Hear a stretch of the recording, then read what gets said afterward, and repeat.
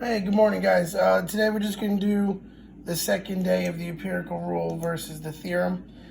Just to do some background stuff, we'll go over all three types of problems, and then you just finish the worksheet on your own. So if you look at the first practice problem, they just want you to find how many standard deviations away you are from the mean. So if you look at A, I'm going to take my mean and subtract it from my low to give 2, and then I take that number and divide it by the standard deviation. So I'm a half a standard deviation below. Then I take the big number and I minus it from the mean again. 12 minus 10 is 2, divided by 4 again, so I'm a half a standard deviation above the mean. All right, so just wanted this page is just practicing that, just getting to figure out how far we are below and above the mean. If you look at letter B, same thing. Mean minus the low number is 4. 4 divided by 4, because that's my standard deviation, is 1. So we'll be 1 standard deviation below. And then if I do the high number, 14 minus 10 is 4.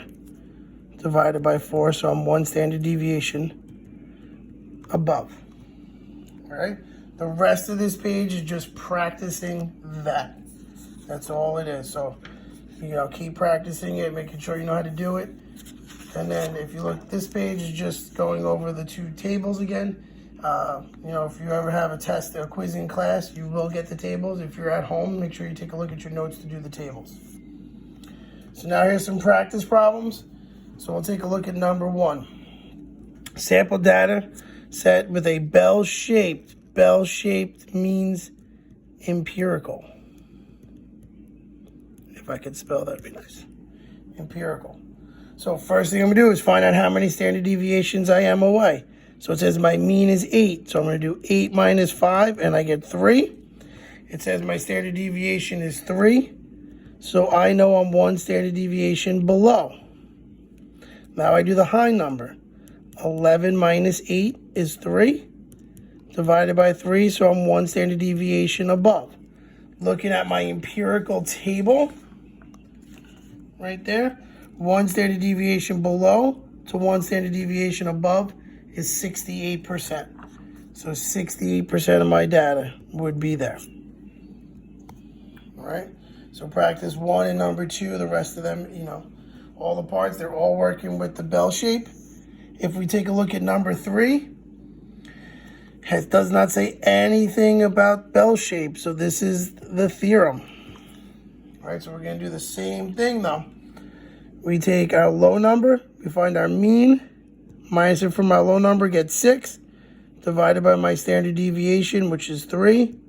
So I'm 2 standard deviations below. And then I do the high number, minus my mean, and get 6.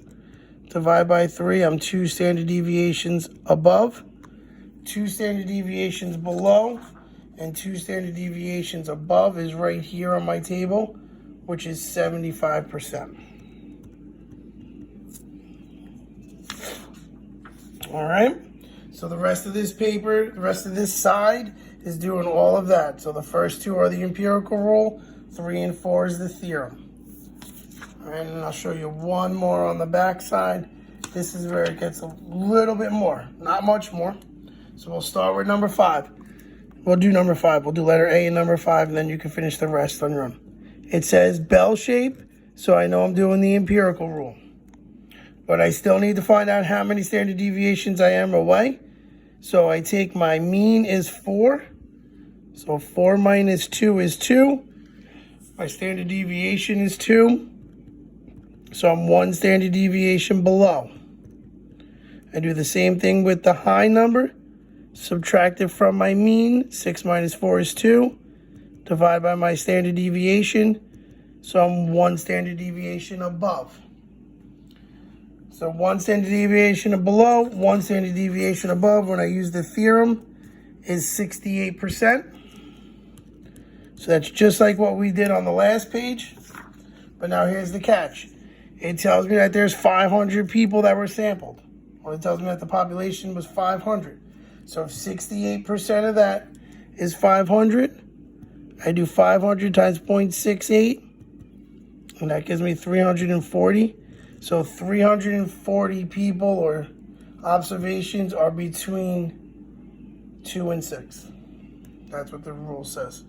All right, so that's the only new little catch on this problem is I take my sample and times it by my percent, and that gives me how many people. Make sure you round it to the whole number. You can't have, 0.3 of an observation, 0.7 of an observation. All right, so finish the rest of this work. Make sure you take pictures of your work and attach them when you submit your work. And if you have any questions, email me at robert.mcconi@g.riverhead.net. All right, see you guys soon. Bye.